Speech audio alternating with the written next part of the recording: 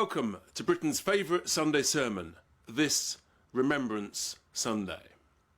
A weekend when we remember and commemorate the sacrifice and courage of millions who gave their lives in order to defend and protect and ensure that we could live our lives free in a democracy without fear.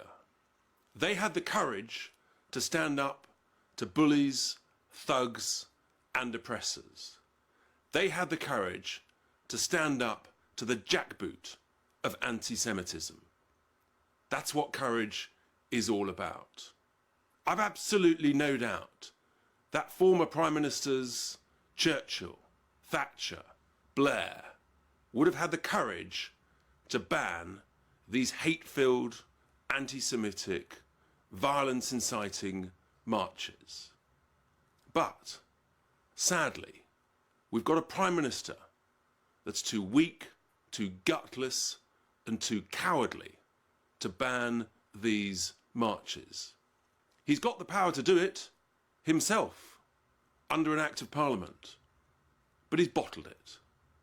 Likewise, the boss of the Met Police, Sir Rowley, he's also weak, gutless and cowardly. He had the evidence clear as day in order to call for these marches to be banned. But he bottled it. They lack the courage to call it out. They're more afraid of the forces of Islamic extremism than of preventing anti-Semitism.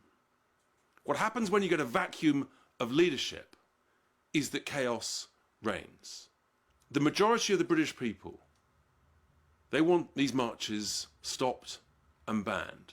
They know the difference between right and wrong. This is a serious wake-up call for all of us.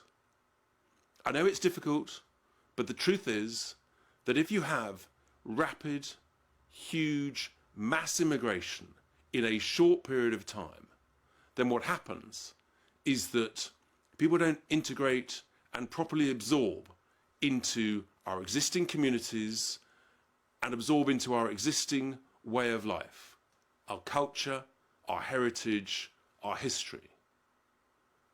And that is the fact that multiculturalism has patently failed.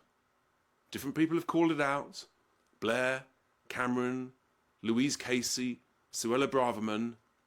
Multiculturalism has failed. We have to have the courage to recognise what's gone wrong. We have to have the courage to say, actually, this has got to stop. Enough is enough. We have to have the courage to say, never again. And with that, here endeth, on this Remembrance Sunday, my Sunday sermon.